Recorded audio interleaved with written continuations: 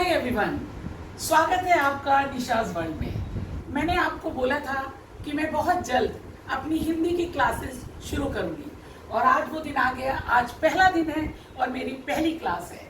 आज 12 तारीख है, सितंबर का महीना है और 2021 है। तो चलिए आप हिंदी का मैं फर्स्ट लेसन आपके साथ पढ़ाना शुरू करती हूँ। अगर आप सब ने ध्यान से सुना, जो छोटे छोटे बच्चों के पेरेंट्स हैं, अगर उन्होंने बहुत ध्यान से सुना तो उनके बच्चों की जो भी डिफिकल्टीज हैं, जो भी परेशानी है, वो उनको दूर कर सकेंगे। और यकीन जानिए, लाइफ में कभी भी आपको ट्यूशन की जरूरत नहीं पड़ेगी। कहते हैं हिंदी सब्जेक्ट बहुत डिफिकल्ट होता है, लेकिन नहीं, जितनी हिंदी बोलने में इजी है उतनी ही हिंदी सीखने में, पढ़ने में बहुत इजी है।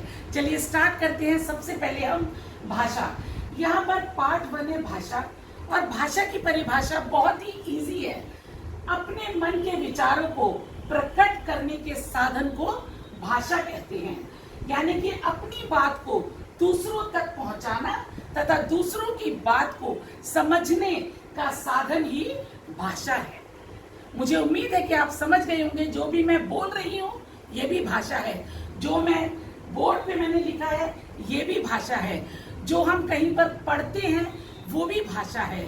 पढ़कर, सुनकर, बोलकर, लिखकर, ये सब भाषा है। भाषा के फ्रेंड्स 2 प्रकार होते हैं। यहाँ पर मैं आपको बताती हूँ।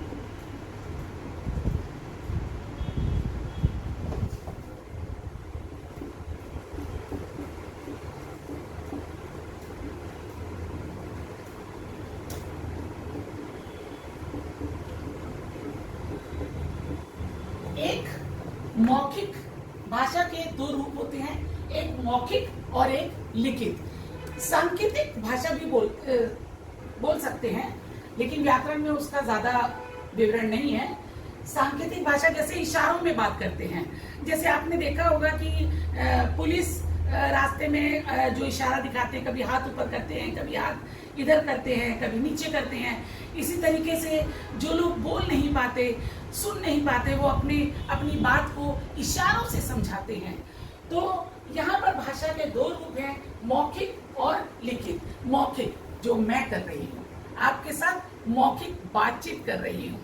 जो मैंने बोर्ड पे लिखा है वो मैं लिखित कर रही हूँ। बच्चों, जो मुंह से बोला जाता है वो मौखिक रूप है। जो लिखकर समझाया जाता है, जैसे आप फॉर एग्जाम्पल आप अपने पेरेंट्स से दूर हैं, स्टडी के लिए गए हैं या हॉस्टल में रह रहे हैं, तो आप अपने विचारों को एक खत के रूप में, एक लेटर के माध्यम से उन तक पहुंचाते हैं।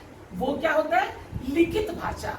और मौखिक जो हम बोलकर, सुनकर, किसी की बात हम सुन रहे, वो ऑल मौखिक है।